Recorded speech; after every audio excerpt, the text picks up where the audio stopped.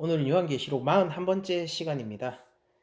진노가 가득한 일곱 대접 심판이라는 제목으로 요한계시록 15장 5절에서 8절까지 말씀을 전하도록 하겠습니다. 이제 그 막간극이 끝나고 일곱 대접의 심판이 시작됩니다. 오늘은 그 배경이 되는 일종의 인트로가 되는 부분을 한번 살펴보려고 하는데요. 요한이 이렇게 얘기를 하고 있죠. 또 이 일 후에 라고 얘기하면서 지난번에 계속 저희들이 살펴봤던 그 하나의 그 하나님과 용 그리고 그 사이에 있는 하나님의 백성들 사이에 이 거대한 우주적인 어떤 장대한 대서사시로서의 막간이 맞춰지고 난 이후에 또 다른 환상을 보는 시점이 옵니다. 그렇게 두 번째 이제 그 다음 환상이 시작될 때에 하늘의 성전을 보게 됩니다. 그런데 요한이 하늘의 성전을 이렇게 표현하고 있죠. 하늘의 증거장막의 성전이 열렸다라고 표현을 하고 있죠. 그러니까 우리가 하나님이 계신 하늘의 처소, 성전의 처소를 다양한 그림으로 저희가 지금까지 살펴봤었습니다. 그렇죠? 그래서 그 앞에 유리바다 아니면은 하나님의 영광이 계신 그 하늘 뭐 이런 식으로 뭐 다양하게 저희들이 살펴봤는데 이 오늘 나오는 그림은 그렇게 하나님의 높이 계신 하나님의 처소를 이야기하면서 증거장막의 성전이라고 얘기를 하고 있습니다. 여러분 증거장막이라고 하면은 지금은 사실 신천지에 대한 너무나도 많은 그런 오남용이 있죠. 그러니까 신천지도 새하늘 새 땅에 대한 성경의 표현을 가지고 가서 자기들이 이렇게 오염해서 쓰고 있고, 또한 증거장막 성전이라는 것도 이제 신천지에서 자신의 단체들을 가리키고 있는 것으로 오염해서 쓰고 있는데 출처가 되는 게 오늘 본문입니다. 근데 사실 증거장막 성전은요, 신천지들이 이제 자기들이 그 증거장막 성전이다 라고 얘기하는 것과는 다르게 구약의 근거를 가지고 그냥 성전을 일컫는 거예요. 근데 성전 중에서도 증거궤가 있는 성전을 강조하고 있는 그림입니다.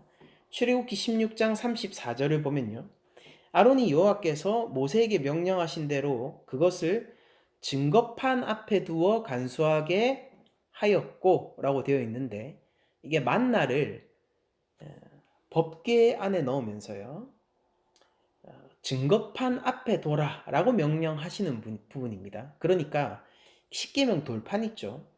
우리가 그것을 그 법궤 그리고 또 증거궤라고도 부르는데, 바로 그렇게 출애굽기에 그 십계명의 하나님 모든 율법의 근거가 되는 그 아주 원론적인 어떤 기초가 되는 그 10가지 기둥으로서의 십계명을 바로 증거판이라고 출애굽기에서 부르고 있고, 성전에 증거판이 있다라고 얘기하는 것, 그러니까 여러분도 어떻겠어요? 이거는 어떤 부분을 강조하는 표현이겠습니까? 성전의 다양한 층위와 성전을 묘사할 수 있는 다양한 표현 방법 중에서도 이 증거 장막이라고 얘기하는 이 성전을 얘기하는 이런 표현은 출애굽 때에, 사실 장막은 그 출애굽 때에 광야를 유람하던 민족들을 위해서 주신 것이죠. 그게 이 예루살렘에 들어가고 고정이 되면은 솔로몬 때 지어진 성전으로 이제 똑같은 기능을 하면서 성격이 고정적인 성격으로 바뀌게 되지만은, 하나님이 광야를 떠돌던 백성들, 그리고 여러분도 앞에서 보시면은 이 앞전 한상에서 나왔던 그 여인, 그러니까 역사적 교회, 예수님의 초림과 재림 사이에 존재하는 우리 교회가 하나님의 특별한 부르심과 보호 아래에서 광야를 떠돌면서 광야에서 양육을 받는 자들로 그려지지 않습니까?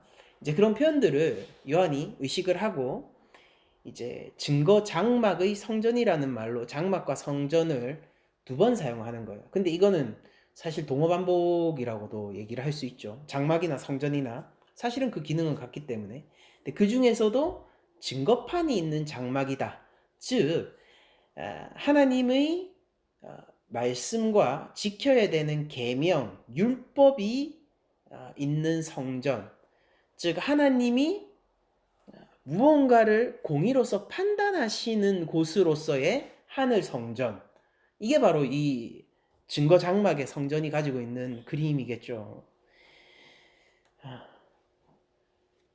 그렇게 이 배경이 되는 성전부터 일곱 그 대접의 진노는요, 진노의 재앙은 이 배경이 되는 성전부터 하나님의 말씀과 그 순종에 대한 그런 모티브를 가지고 시작하게 됩니다. 그러면서 하나님이 직접 그 장막 가운데서 나오시는 것이 아니라 역시 하나님의 심부름을 하는 천사들이 그 장막에서 나오게 되는데요. 그러니까 이 증거 장막의 성전, 즉 증거계가 있는, 즉 십계명 돌판이 있는 그 장막의 성전에서부터 천사들이 나왔다라는 것은 이 천사들이 어떤 역할을 하게 될 건지도 저희들에게 알려주고 있는 것인데, 6절을 보게 되면은 일곱 재앙을 가진 일곱 천사가 성전으로부터 나왔다라고 해요. 이 성전은 하나님의 말씀의 순종과 불순종의 영역에서 표현되어지고 있는 성전이죠. 여기서 나온 일곱 천사들은 그럼 어떤 역할을 하는 거겠습니까? 하나님의 말씀에 순종하는가 아닌가, 그리고 하나님의 계명에 이 사람들이 율법에 비추어 봐서 의로운가 아닌가를 판단하는 역할을 하고 있는 천사들이겠죠. 앞에서 다 표현을 했지 않습니까? 그러면서 이 천사들이요, 상을 주는 천사들로 근데 그려지는 것이 아니라, 근데 생각해 보세요. 증거계가 성전에 있다라고 해서 하나님의 공의와 심판이 거기 앞에 있다고 해서 모든 사람이 벌을 받는다는 뜻은 사실 아니에요. 그게 아니라 공정한 판결이 정확하게 이루어진다라는 뜻이고, 사실 상을 받을 일을 한 사람들은 상을 받게 되겠죠. 그런데 이 천사들은요, 하나같이 손에 상을 들고 있지 않아요. 그게 아니라 모든 사람이 하나님 앞에서 범죄한 것처럼, 마치 그런 것들이 당연시되고 있는 것처럼 일곱 재앙을 가지고 나오고 있습니다. 그러면서 이 천사들의 모양이 이런 식으로 표현이 되고 있죠. 빛난 세마포 옷을 입고 가슴에 금띠를 띠고 있다라고 천사들의 모양이 표현되고 있어요. 여러분들 이 표현이 굉장히 저희들에게 익숙하죠. 왜냐하면은 요한계시록 1장 13절에 우리 예수님의 복장이 바로 이 복장이었기 때문입니다. 제가 한번 다시 읽어드릴게요. 요한계시록 1장 13절, 촛대 사이에 인자 같은 이가 발에 끌리는 옷을 입고 가슴에 금띠를 띠고 라고 하면서 바로 이 제사장의 복장을 더욱 영광스러운 형태로 입은 듯한 그런 모습을 보여주고 있고, 오늘 천사들이요, 예수님의 복장과 비슷한 복장을 하고 있어요. 그리고 사실 우리 아직 다루진 않았지만은 요한계시록 19장을 가면은 이 복장이 바로 우리 교회, 하나님 앞에서의 백성, 예수 그리스도의 신부, 성도들의 복장으로 다시 한번 그려지게 됩니다. 제가 미리 읽어드리면은 계시록 19장 14절입니다. 하늘에 있는 군대들이 희고 깨끗한 세마포 옷을 입고 백마를 타고 그를 따르더라 라고 얘기하면서 예수님을 따르는 바로 참 신부이자 하나님의 군사로서의 교회가 희고 깨끗한 세마포 옷을 입고 있다라고 표현을 해주고 있어요. 그러니까 이거는 이 희고 빛나는 세마포 옷이라는 것, 그리고 가슴에 금띠를 띠고 있다라는 이런 표현들은요, 기본적으로 예수 그리스도 안에 속해 있다라는 것이고, 그리고 이 모양이 보여주는 어떤 상징으로서의 그림은 거룩함과 의로움 같은 것입니다. 그러니까 재앙을 들고 세상을 향해서 날아오고 있는 이 천사들 있잖아요. 하나님의 공의의 명령을 받고 이 사람들이 과연 상을 받을 자들인가, 아니면은 하나님 앞에서 심판을 받아야 하는 자들인가? 이런 판단을 하게 되는 이 천사들은요, 그들도 거룩함과 의로움 앞에서 흠이 없는 상태로 와서 하나님의 공정한 명령을 그리고 심판을 이행하는 자들인데, 이 천사들의 손에는 모두 다 재앙만이 들려 있다는 점에서 사실상 하나님의 판결이 이 땅에 내려올 때, 천사들을 통해서 이 땅에 도달하게 됐을 때 어떤 결말을 맞이하게 될지가 사실 복선처럼 암시가 되고 있죠. 그러니까 한 손에는 재앙, 한 손에는 상급이 아니라 일곱 천사는 모두 재앙만을 가지고 있단 말이에요. 여러분, 만약에 도둑이 물건을 막 훔치고 있다고 생각합시다. 그 도둑이 물건을 막 훔치면서 이렇게 생각하는 거예요. 야, 이 금괴도 내 것이다. 이 현금도 내 것이다. 야, 이런 고급 시계, 이게 뭐냐? 이것도 다 내 것이다. 그렇게 다 내 것이다, 내 것이다, 내 것이다 라고 생각을 하고 있는 도둑이 있다고 생각을 합시다. 그러니까 오늘 운수가 좋다라고 생각을 하겠죠. 야, 오늘 내가 부잣집을 들어와서 부잣집을 도둑질하는 덕분에 나에게 이렇게 많은 재화와 보물이 내 손 안에 떨어지는구나 라고 생각을 하고 있다라고 우리가 가정을 해보죠. 근데 그 시간에 신고를 받은 경찰이요, 경찰차를 타고 그 집 앞으로 오고 있는 중이라고 생각을 해봅시다. 경찰은요, 어떤 일을 합니까? 사회적으로 부당함을 입고 있는 피해자들을 보호해주고, 그리고 또 가해자들을 막고 처벌하는 일을 담당하고 있죠. 그 경찰이 차를 타고 막 오고 있어요. 그러니까 이제 그 집에 거의 도착하기 직전이란 말입니다. 그런데도 그 집안에서 도둑질을 하고 있는 도둑은 밖에 경찰이 어디까지 와 있는지도 알지 못하고, 그리고 자신의 이 나쁜 일이 들켰다는 것도 알지 못하고 도리어 이렇게 생각을 하고 있단 말이에요. 오늘 운이 좋다. 오늘 많은 재화와 많은 보물을 내가 얻게 되었다. 야, 이걸로 내 인생이 바뀌겠구나. 이런 생각을 하고 있다라는 거죠. 여러분들, 그러나 만약 그런 상황이라면은요, 경찰의 손에는 당연히 가스총이 들려 있을 것이고, 그리고 수갑이 들려 있을 것이고, 그 장소에 있던 도둑은 체포당해서 경찰차에 실려서 감옥으로 갈 거란 말이에요. 그게 일의 결과인 것이 너무 뻔하고 당연하지 않습니까? 거기에서 즐거워하고 있는 그 즐거움만큼 그는 슬픔을 겪게 될 것이고 좌절을 겪게 될 것이고, 이야, 내가 정말로 이제는 너무 많은 보물을 얻게 되어서 내가 인생이 바뀌겠구나 라고 얘기하던 그 희망만큼 그는 절망을 맛보게 될 거란 말이에요. 언제? 경찰이 도착하는 순간. 그리고 이제 거의 다 왔단 말입니다. 그 경찰의 손에는요, 굳이 약자를 보호할 배려를 들고 있지 않아도 돼요. 왜냐면은 그 경찰은 도둑을 상대할 것이고 불의를 상대할 것이고 체포할 자를 체포하러 왔기 때문입니다. 하나님의 천사는 거룩하고 의로워요. 예수님의 편이고 예수님을 따라서 하나님의 거룩한 공의의 편에 서 있단 말이에요. 여러분들, 그렇다고 해서 이 천사가 사랑과 인내와 오래 참음을 들고 온 것이라고 생각하면 안 됩니다. 예수님 편이라는 사실이요, 모든 것을 묵인하고 봐준다라는 뜻이 아니에요.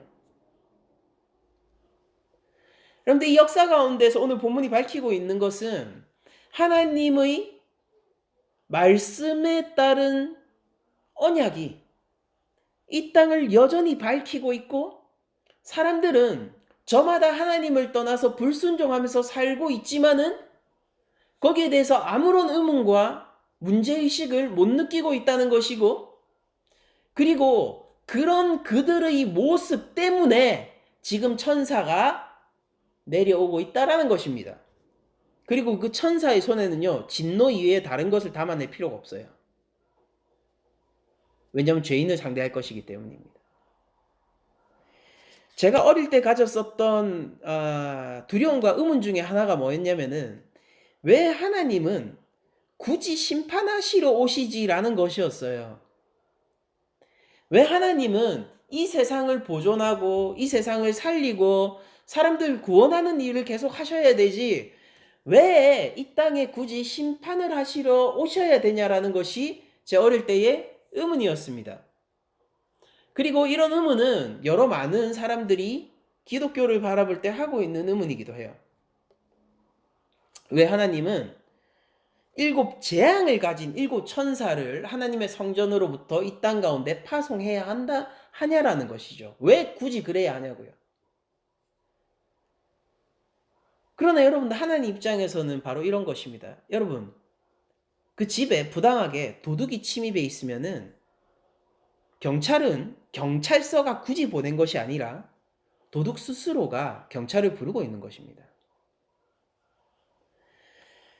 도둑이요, 도둑질을 하지 않으면은 경찰차가 올 이유가 없어요. 도둑이 이렇게 불평을 한다라고 생각해 봅시다. 아니, 이렇게 운수 좋은 날, 이렇게 많은 재화와 이렇게 많은 보물이 내 손에 들어온 날, 왜 하필 경찰서는 경찰을 보내가지고, 아니면은 집 주인은 하필 이대로 놔두면 내가 얼마나 좋아지고 내가 얼마나 인생이 펼 건데, 왜 하필 집 주인은 경찰에 신고를 해가지고 내가 경찰서에 잡혀가느냐? 내가 왜 여기서 수갑을 차고 있어야 되느냐? 내가 왜 감옥에 들어가야 되느냐? 이런 불평을 할 수도 있단 말이에요. 그런데 그런 불평을 한다라고 생각해 봅시다. 그 불평에서 여러분들은 온당함을 느낄 수 있습니까?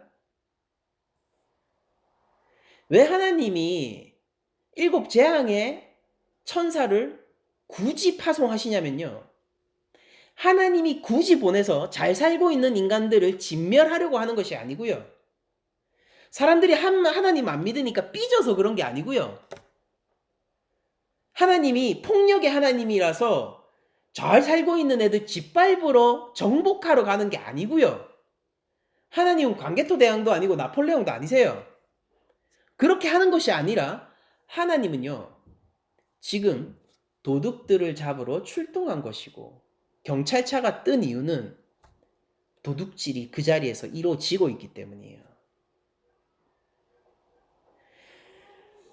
여러분들, 증거장막의 성전에서 왔다라고 했잖아요. 하나님의 십계명이 얘기하는 것이 무엇입니까? 그거 잡으러 온 거예요. 여러분, 첫 번째 십계명이 뭡니까? 나 외에는 다른 신들을 내게 두지 말라. 여러분들, 우리는 한 고비도 넘길 수 없어요. 왠지 아세요? 앞선 환상이 뭐였습니까?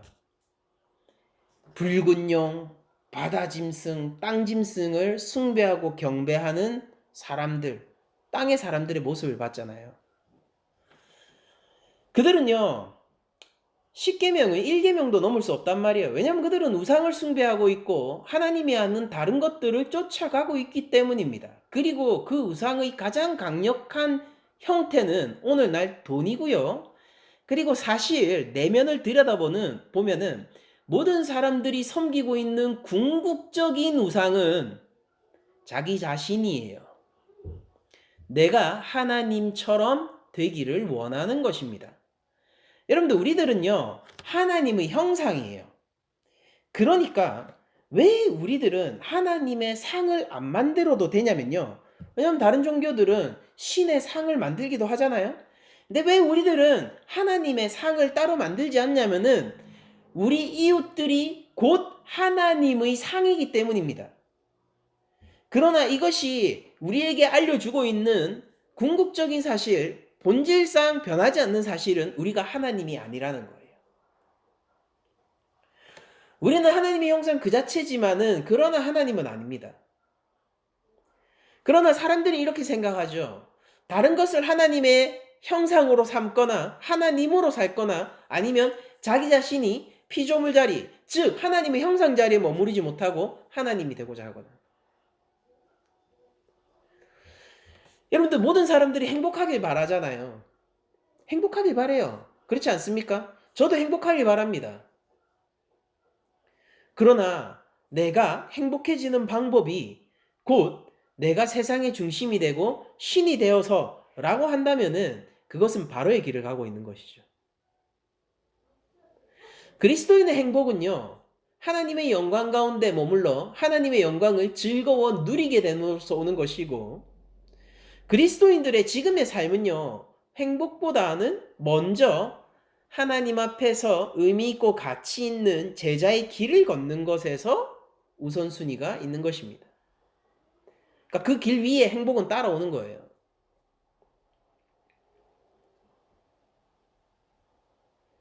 그러니까 사람들이 왜 돈을 벌고 싶어 하냐면은 내가 조금 더 신처럼 살고 싶기 때문이고, 그리스도인들이 돈을 벌어야 하는 이유는 뭐냐면은 내가 이 돈으로 하나님의 영광을 위해서 그 영광에 참여하기 위해서예요.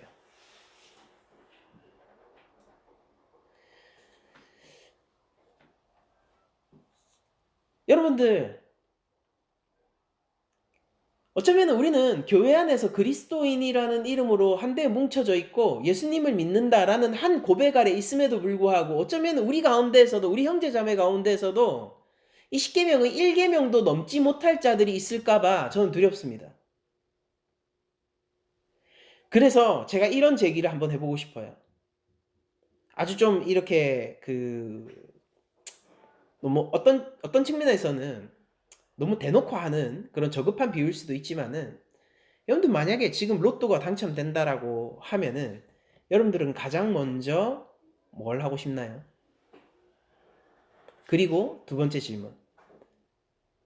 로또가 당첨됐다라고 하면은 가장 먼저 하고 싶은 것이 무엇이고, 그리고 이 돈으로 딱 한 가지 일만 할 수 있다고 한다면은 여러분들은 어떤 일을 하고 싶습니까?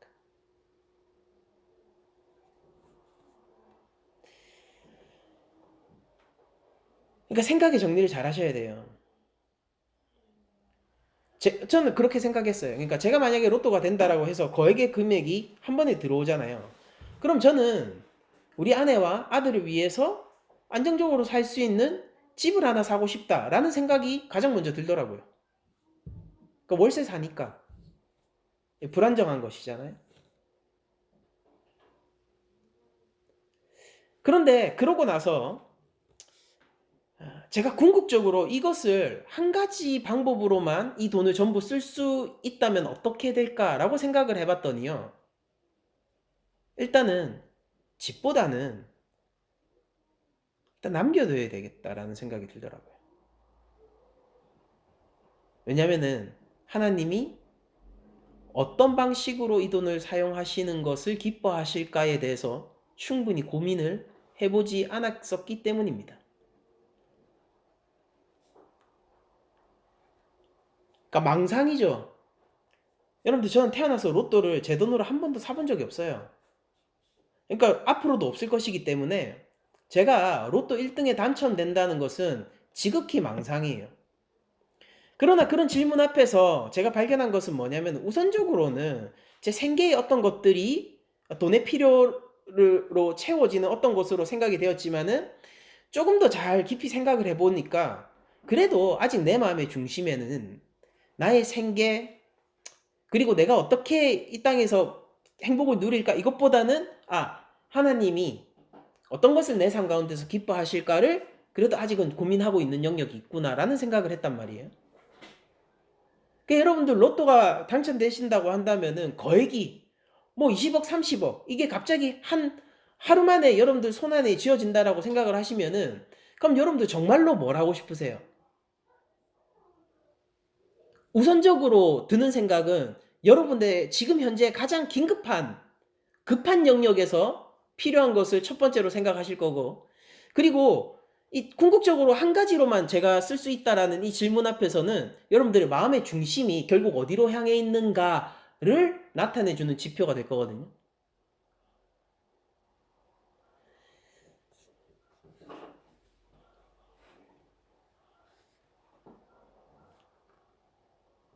여러분들 지금 당장 급하게 쓸 것도 나를 위해서고, 그리고 여러분들이 한 가지로만 쓸 수 있다라고 했을 때 여러분들이 그 한 가지 성질과 방편을 정한 것도 만약 나를 위해서 밖에 쓸 수 없다면 억지로 그래 나는 그리스도이니까 하나님의 영광을 위해서 하나님이 내 삶 속에서 기뻐하시는 그런 것들을 생각해 가지고 하나님이 요구하시는 그 소명의 자리에서 써야지라고 억지로 결정을 하신다면, 그럼 여러분들은 아직 10계명의 1계명도 못 넘었을 가능성이 있습니다. 여러분들 우리들은요,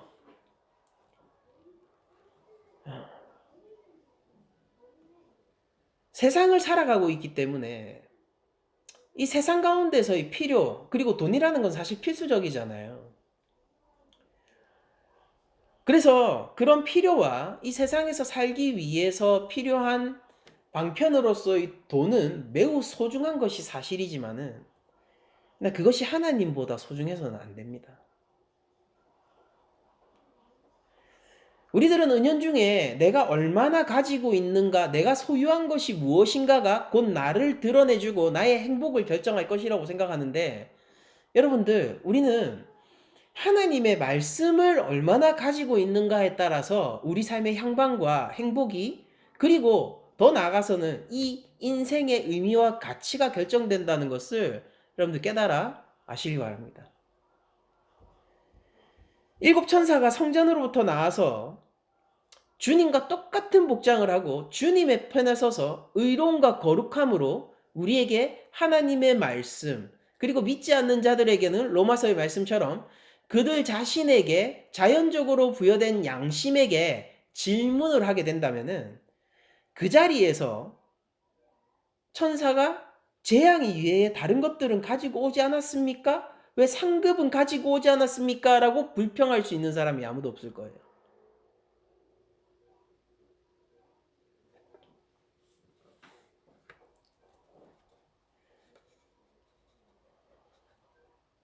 그러니까 하나님으로부터 심판이 오고 있다는 거예요. 결론적으로 이 그림이 보여주는 것은 하나님의 거룩함에 의한, 의로움에 의한 하나님의 정확한 공의, 공명정대하고요, 치우치지 않는 그 공의가 이 땅 가운데 오고 있다는 사실입니다.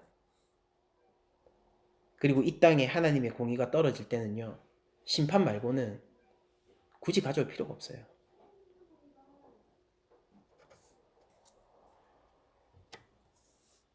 우리가 땅에 속한 자들로서 끝날 것인가, 하늘에 속한 자가 될 것인가가 바로 이 심판을 피하느냐 못 피하느냐의 싸움일 뿐인 거예요. 우리가 용과 짐승에게 속해 있을 것인가, 아니면은 어린 양, 여러분도 용과 양을 비교해 보세요. 양은 얼마나 터무니없이 약합니까? 그런데 용에게 속해 있느냐 양에게 속해 있느냐가 이 천사가 가지고 오는 일곱 천사의 이 진노와 대접의 재앙으로부터 피할 것인가 말 것인가를 결정하는 결정처가 되는 것입니다. 땅에 속해 있는 그리스도인이 계시다면요, 여러분들 잘 생각하셔야 돼요. 천사는 굳이 상급을 가지고 오지 않아요.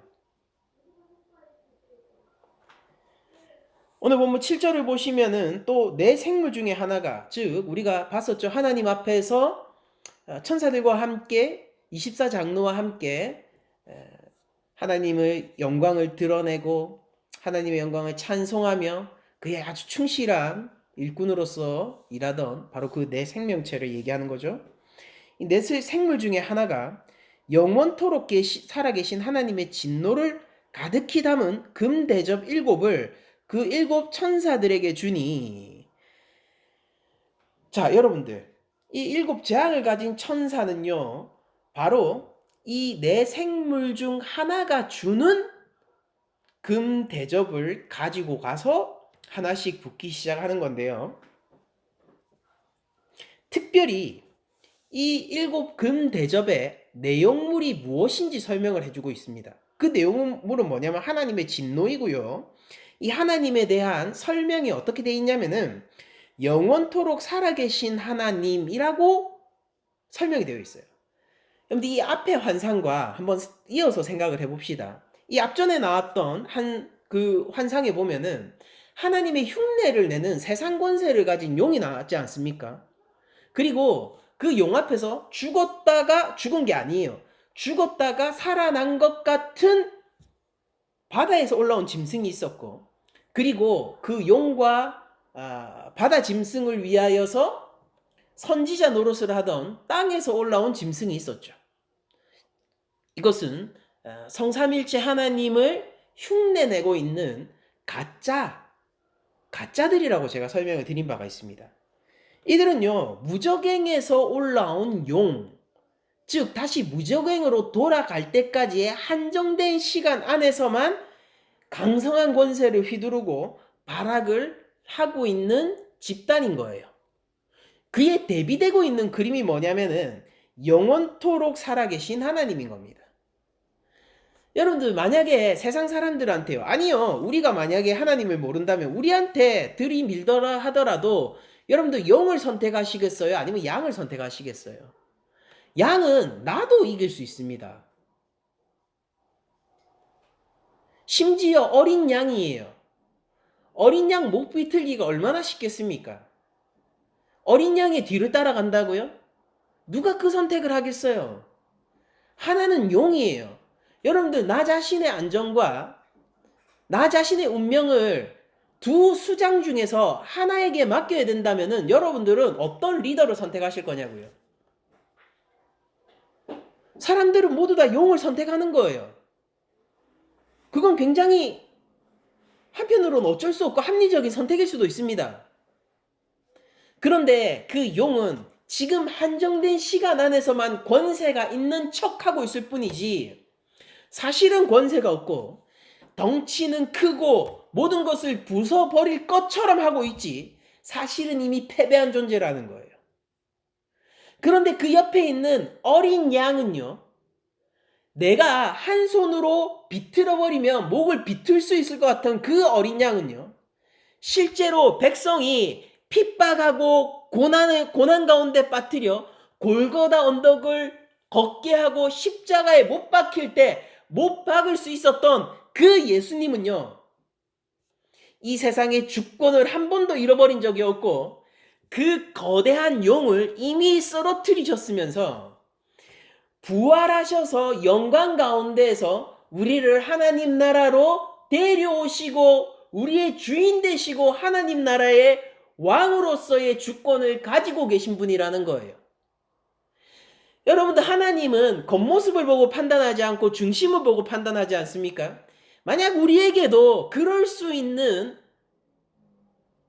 신령한 눈이 있다라고 한다면은 하나님의 가치 판단과 똑같은 가치 판단의 결 위에서 무언가를 바라볼 수 있다라고 한다면은 여러분들은 우리는요 절대 겉모습 때문에 용을 선택하지 않을 거예요. 근데 사람들은 어리석게도 겉모양으로 무언가를 판단하기 때문에 그 한시적인 권세 가운데에서 힘센 척하고 있는 그 이미 패배한 용의 뒤를 따르게 되는 것이고요. 우리 성도들은 하나님께서 눈을 뜨여주게 하셨기 때문에 어린 양, 고난 가운데서 그냥 내가 목 비틀어버리면은 비틀 수 있을 것 같은 그 양, 그러나 그 가운데, 그 중심 가운데서 영원한 권세와 영광, 하나님의 제2성자 예수 그리스도이심을 바라보면서 하나님의 독생자임을 바라보면서 우리가 예수님을 따르게 되는 그런 놀라운 역사가 일어난다라는 것입니다. 이 영원토록 살아계신 하나님은 우상과는 다른 겁니다. 여러분들, 우리가 영광을 누려봤자 몇 년 누리겠습니까?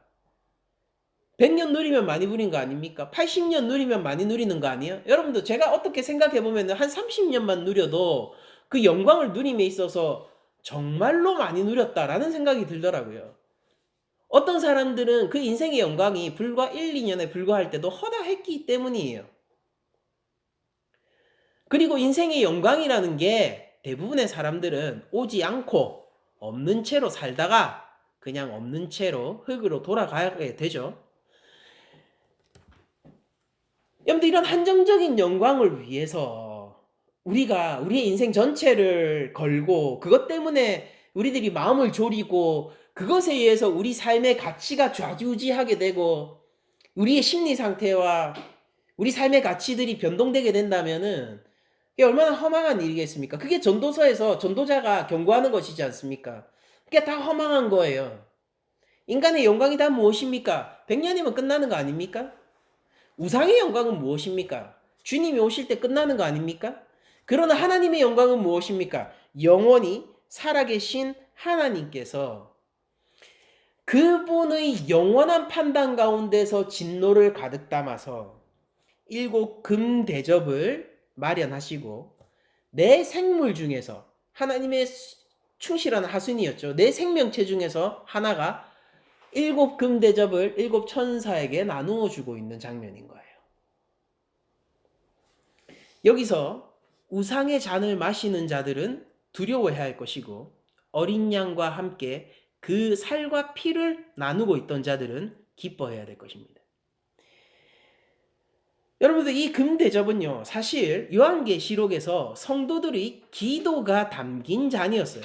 요한계시록 5장 8절 그 두루마리를 취하심에 내 생물과 24장로들이 여기서 내 생물 나오죠.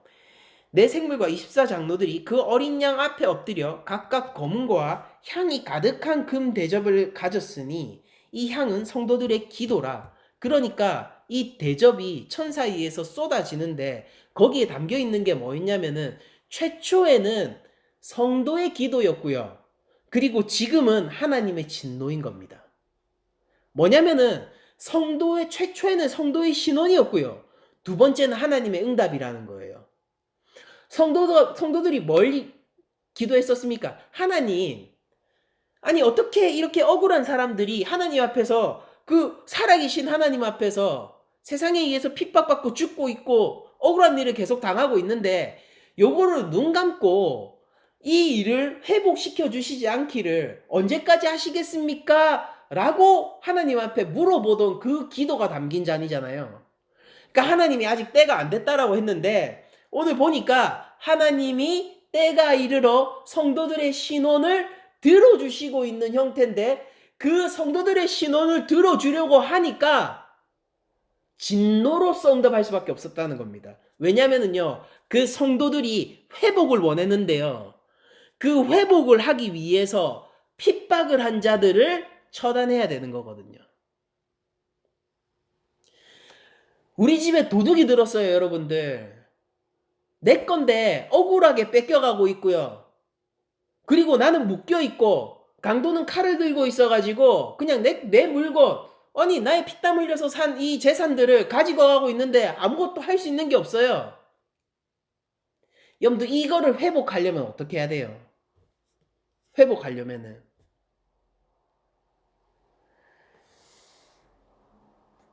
그 빼앗긴 가산을 찾아줘야 될 거 아닙니까?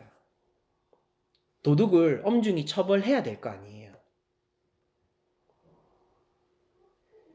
여러분들 우리들은 저주의 기도를 하는 게 아니에요.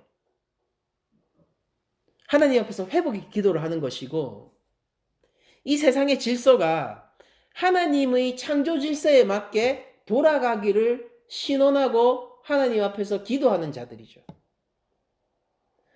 사람들을 저주하는 자들이 우리가 아니에요. 기독교는 세상을 향하여서 저주하고 세상의 멸망을 바라는 종교가 아닙니다. 세상의 회복을 바라는 종교고 그들도 우리처럼 회복되기를 바라는 종교예요. 다만 회복이 되기 위해서는요. 무언가 일이 바로 잡히기 위해서는요. 이 사회에 만약에 정의가 서야 한다면 범죄자가 처단돼야 되듯이 하나님 나라가 바로 서기 위해서는 하나님의 말씀 앞에서 어긋난 자들에 대한 공정한 심판이 따라가야 하는 것입니다. 내 것이 아닌데 내 것인 양 하고 있는 자들의 손에서 훔친 물건을 빼앗아 그 가산들을 원래 자리에 돌려줘야 된다고요. 이게 회복이잖아요. 하나님은 심판하시지만은 우리는 심판을 위해서 기도하는 게 아니라 회복을 위해서 기도하는 거예요. 여러분들 이 간극을 잘 생각하셔야 돼요. 성도들의 신호는 무엇이었습니까? 다시 한번 정리해보죠. 성도들의 신호는 부당한 일, 억울한 일, 무고한 자들을 향한 이 생명을 빼앗기까지 이 핍박 이런 것들이 너무나 많이 일어나고 있습니다. 하나님 언제까지 이런 일들이 이 땅에 일어나야 하나요? 이 세상에 정의를 찾아주시면 안 돼요 라고 기도하는 거예요. 하나님 응답하시죠. 정의 찾겠다고요. 그래서 근데 정의를 찾기 위해서 땅과 용에게 속한 자들은 각오해야 된다고요.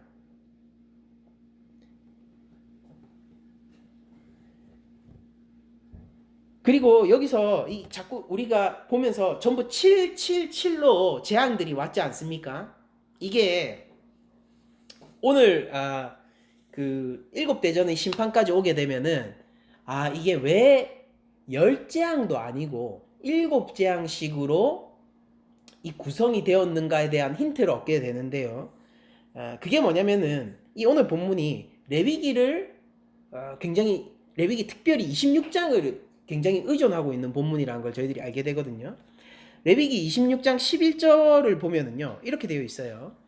내가 내 성막을 너희 중에 세우리니, 자, 성막에 대해서 나옵니다. 성막을 세우리니 내 마음이 너희를 싫어하지 아니할 것이며 나는 너희 중에 행하여 너희 하나님이 되고 너희는 내 백성이 될 것이니라 라고 얘기하면서 이 언약이 이스라엘 백성들과 광야를 떠놀고 있는 이스라엘 백성들과 온전하게 체결되었고 하나님이 이들과 함께 하셔서 그들의 하나님이 되시고자 하는 그 소망을 부어주시는 장면이 레위기 26장에 나옵니다.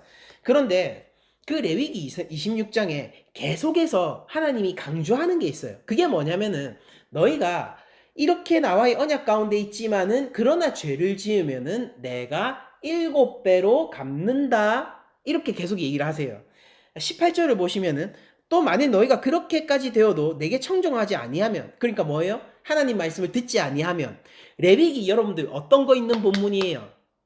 레위기는요 단순히 율법이 아니라 제의법이 있는 본문이죠. 그러니까 내가 어떻게 의로워지는가가 아니라 죄인이 대속 제물로 인해서 어떻게 하나님 앞에서 구원을 받는가가 레위기란 말이에요. 그쵸? 그렇단 말이에요.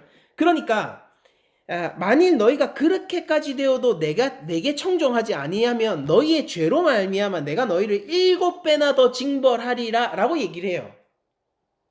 그러니까 하나님이 앞서서 뭘 잔뜩 얘기하셨냐면은 너희들이 죄인 되었을 때에 어떻게 거룩해지는지 알려줄게. 자, 번제가 뭐지? 속죄제가 뭐지? 뭐 이런 거 알려주셨단 말이에요. 그러니까 네가 율법에서 흠이 있을 때 네가 어떻게 내 앞에서 거룩해지지? 나는 거룩한 하나님인데 너 나랑 함께 하려면은 너 그렇게 죄인된 모습으로 적당히 괜찮은 모습으로 있을 수 없잖아. 그럼 어떻게 너도 거룩해지지? 이런 거 다 얘기해놓고 이 레위기 26장이 막판에 가면은 이 가장 후반부 내용 중에 하나잖아요.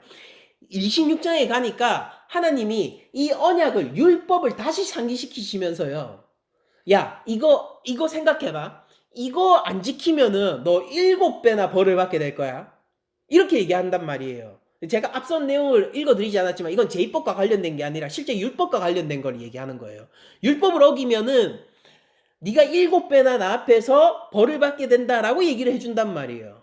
그럼 레위기 26장이 지금 보여주고 있는 건 뭐냐면은 너희들이 율법을 잘 지켜야지 내 백성이 된다가 아니라 너희가 율법 가운데서 떠나서 나에게 7배의 벌을 받아야 되는 그 순간 하나님이 마련해 주신 이 제사를 통해 내 앞으로 나오라는 걸 보여주는 거예요.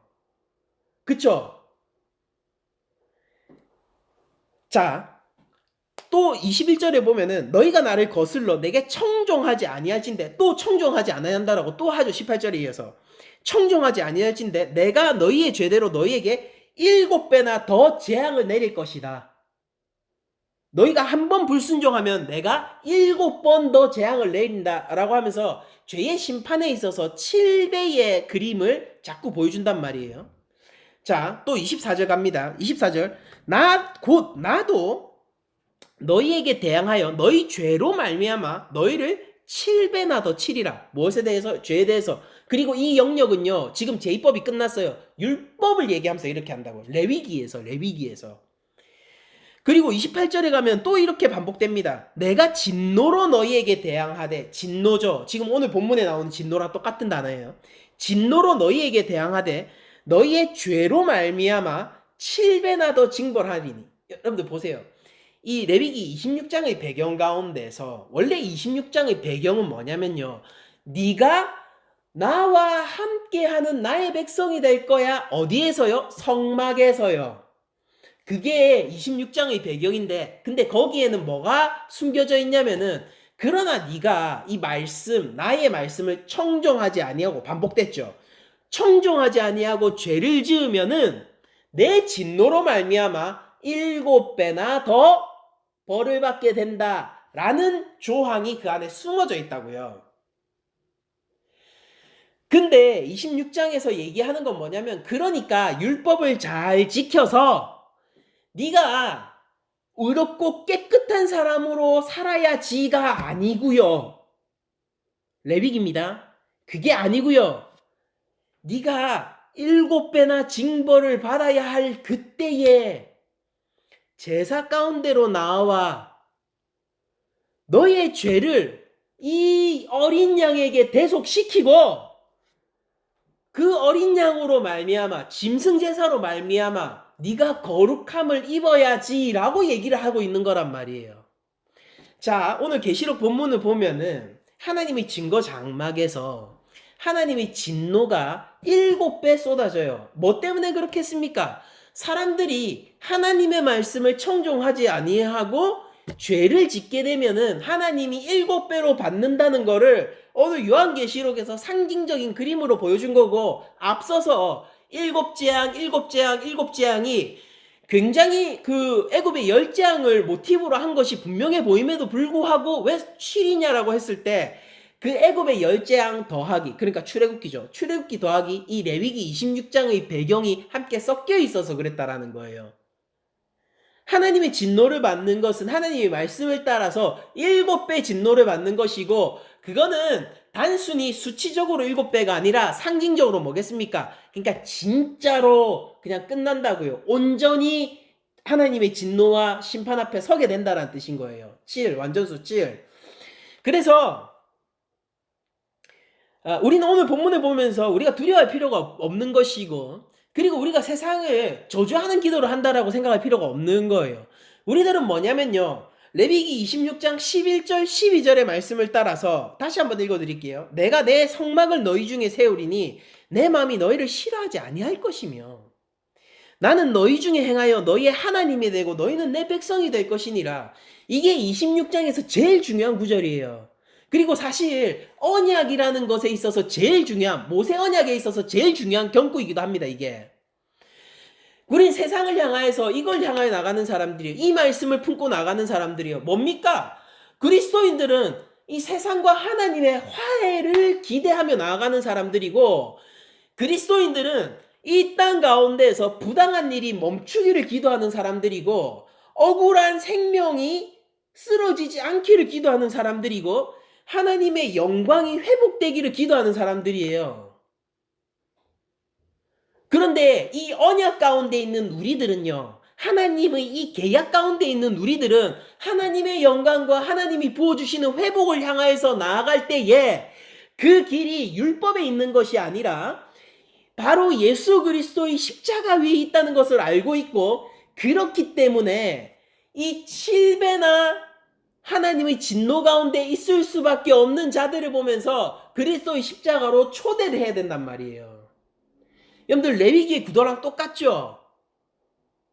아니 레위기 왜 제이법 실컷 얘기해놓고 왜 마무리는 전부 율법으로 하냐고요.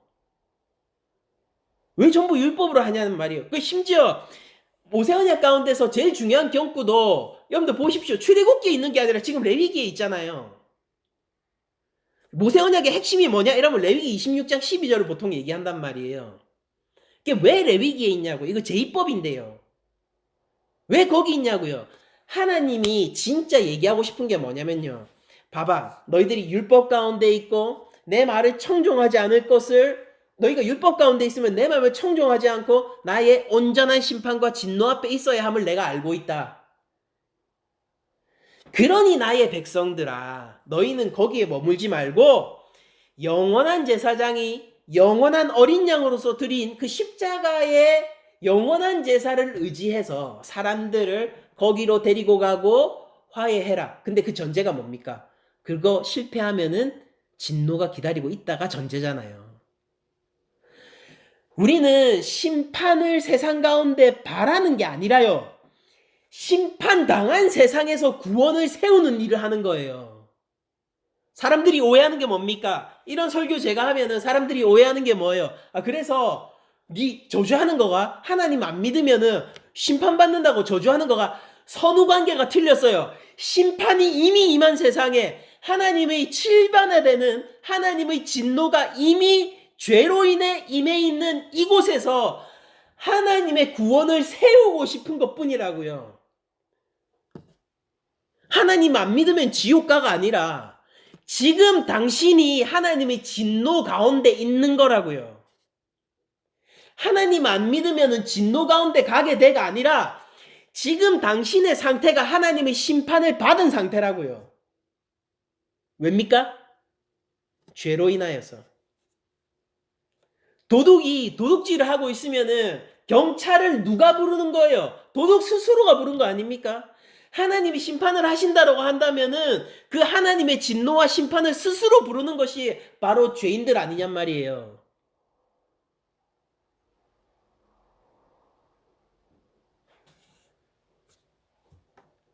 우리가 기도하잖아요. 하나님 앞에서 금대접의 향으로서 기도하지 않습니까?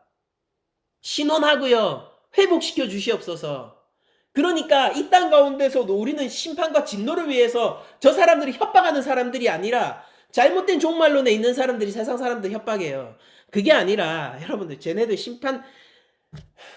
나중에 심판당할 건가 아니라 여러분들 우리가 죄 가운데서 죽음 가운데서 구원받았듯이 그들이 지금 죄와 죽음 가운데서 하나님이 진노에 그냥 있는 상태란 말이에요. 그러니까 이건 선포입니다. 향후에 심판을 받게 될 거야가 아니라 너 지금 죽어 있는데 사는 길이 있어라고 하는 거예요. 레위기 26장. 봐봐. 네가 어떤 짓을 해도 율법으로는 하나님의 7배의 진노 앞에 설 수밖에 없을 거야. 근데 길이 있어. 십자가 제사. 하나님 앞에서 그 영원한 화목제. 그 가운데로 나와. 그러니까 예수님 믿으라. 이 말이 아닙니까?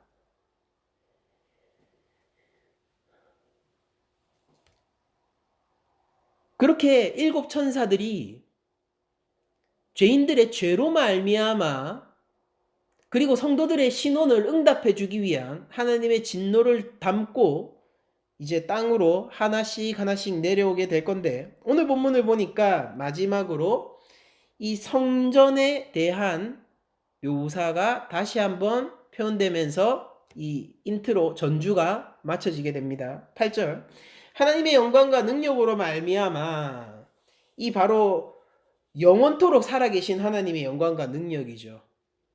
여러분들 우리가 이걸 보기 원하는 거예요.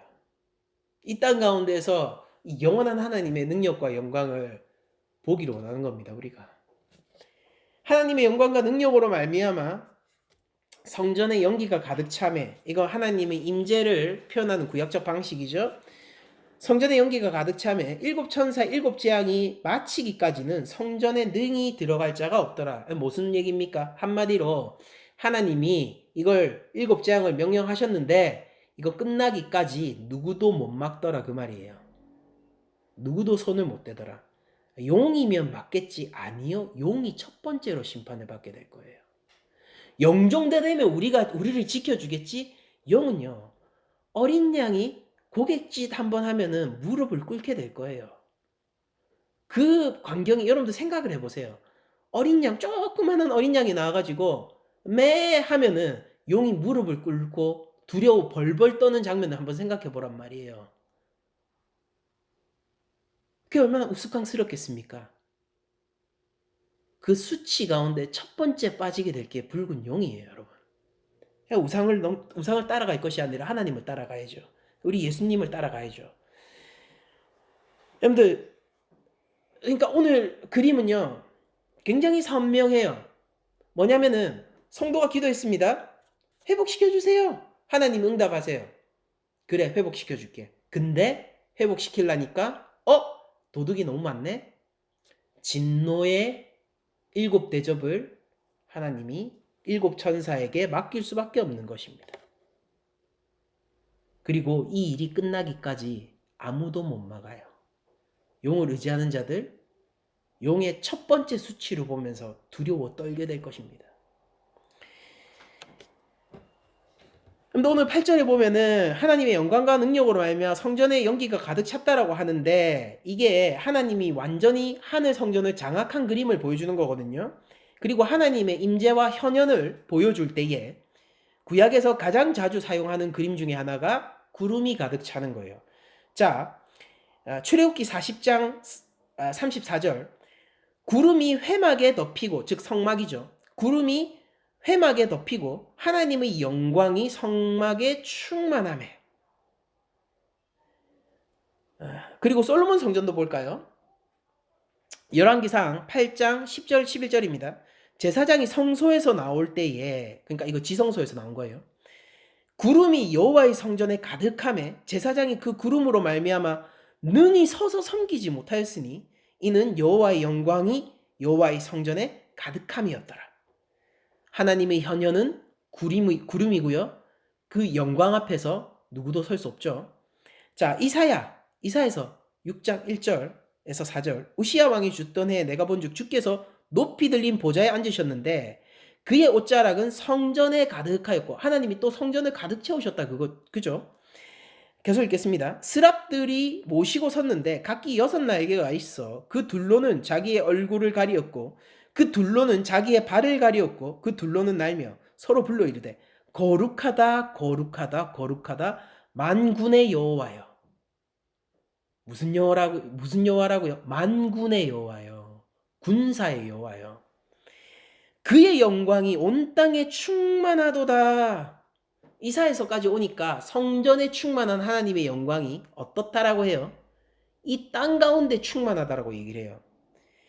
이같이 화답하는 자의 소리로 말미암아 문지방의 터가 요동하며 성전의 연기가 충만한지라. 여러분들, 요한이 하늘을 봤더니 하늘 성전에 구름이 가득해요. 그 만군의 여호와께서, 이 땅 가운데 하나님의 영광을 가득 채우신 그분께서 천사들을 보내서 하나님의 진노가 가득 담긴, 그러니까 기도 응답이죠. 성도들의 기도 응답. 회복시켜주세요. 이제 시작할게. 그 금 대접을 7 천사의 손에 쥐어줬습니다. 그게 오늘까지 그림이에요. 여러분들, 이거 요한계시록 하면서 제가 여러 번 물었잖아요. 이거 유리해요, 불리해요? 하나님의 이 마음이 유리합니까, 불리합니까? 하나님이 이렇게 결정하시고 이제 이렇게 이행하시기로 하셨는데, 나 심판할 거야, 나 이 7배나 벌을 받아야 하는 애들, 그 죄로 말미암아 경찰을 부른 애들, 내가 진짜 경찰이 되고 판사가 되고 공의롭고 정의롭게 그들의 죄값으로 심판해 주겠어 라고 하나님이 마음을 먹으시고 역사 가운데 이제 일을 시작하셨단 말이에요. 그러면은 이 사실이 유리하냐고요, 불리하냐고요? 근데 우리들은 두려워할 필요가 없는 것입니다. 하나님이 이 땅 가운데 재앙을 가지고 오는 것이 우리가 두려워할 일이 아니에요. 물론 여러분들, 7대접의 심판은요, 어떤 뉘앙스가 강하냐면은, 우리가 7재앙들이 각각의 뉘앙스가 있잖아요. 두 번째, 이제 그 나팔 재앙이 성도들을 구원하기 위한 재앙이라고 한다면은, 오늘 마지막에 벌어질 7대접의 심판은요, 죄인들을 두들겨 패는 심판이에요. 그런 성격이 굉장히 강하거든요. 그러니까 우리가 종말론적 심판했을 때 일상적으로 그리는 그림들 있죠. 거기에 제일 어울리는 게 사실 7대접의 심판일 수 있는데, 근데 그런 거를 생각할 때 내가 그 그룹에 속해 있는가 아닌가를 알 수 있을 거 아닙니까, 스스로. 그러니까 유리하냐고요, 불리하냐고요. 이걸 보면서 두려워해야 돼요. 오늘 본문을 보면서 하나님이 누구도 멈출 수 없는 그 일을 이제 시작하시는데, 이미 천사의 손에는 금 대접이 담겨 있는데, 하나님의 진노가 가득 담겨 있는 그 금 대접이 담겨 있는데, 천사의 손에 들려 있는데, 이거 보면서 웃자노 이러면서 불쌍하고 어떡하노 라고 하면서 혹시 큰일 났네 이렇게 하면서 긍휼의 마음이 듭니까? 아니면은 이거 어떡하지? 내가 죽는 거 아닌가? 라는 두려움이 듭니까? 이 사실이 유리해요, 불리해요? 이 사실을 보면서 하나님의 나라를 이 땅 가운데서 더 세워야 되겠다는 마음이 듭니까? 이 세상의 회복을 위해서 더 기도해야 되겠다는 생각이 듭니까? 이 하나님의 백성들이 조금 더 많아지는 그 길을 우리들이 추구해야겠다는 생각이 듭니까? 아니면은 일이 일어나면 어쩌지? 일이 이미 시작됐다는데 나는 어쩌지라는 생각이 듭니까? 레위기 26장 7배의 죄를 지으면요. 이 언약 가운데 떠나면요. 이 율법 가운데 떠나면요. 7배의 벌이 벌어질 거예요. 근데 하나님 너무하세요, 진짜. 아니, 어떻게 이렇게 성경을 쓰셨어요? 그 앞에서 죄인을 거룩하게 하는 방법을 그렇게 오랫동안 설명해 주신 다음에 왜 마지막에 내가 너 7배나 벌을 줄 거야 라고 무서운 척 하시냐고요. 어떻게 해야 죄인이 살아남을 수 있고 어떻게 해야 죄인이 하나님 앞에 설 수 있는지를 아주 구체적으로 장황하게 너무나도 오랫동안 얘기하신 다음에 죄인을 구원하시는 그 손길을 내 앞에서 한참 보여주신 다음에 왜 마지막에 협박하는 것처럼 하냐고요. 이건 협박이나 우리를 부수시겠다라는 심판의 계획이 아니라 야 진짜 그러니까 알겠지. 그러니까 진짜 예수님 믿어야 돼 라는 사랑의 음성 아닙니까?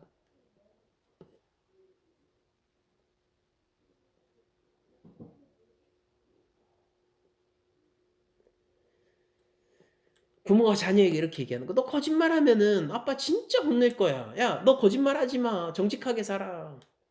너 만약에 거짓말하고 다른 사람 속이면서 네 사사로운 이득을 취하면은 아빠는 너 집에서 쫓아낼 거야? 근데 그 앞에서 계속 얘기해 줬던 거예요.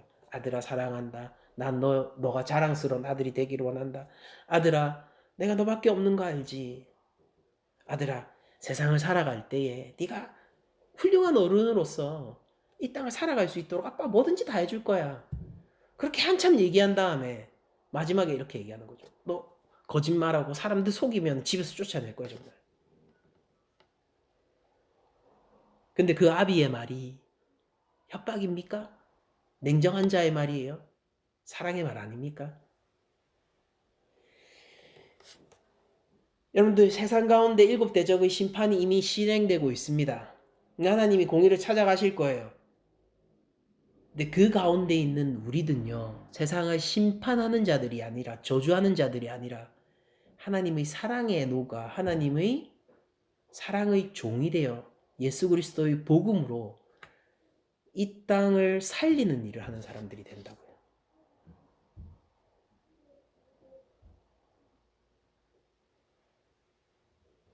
그리고 그 유일한 키가 뭐냐면은 예수님이에요.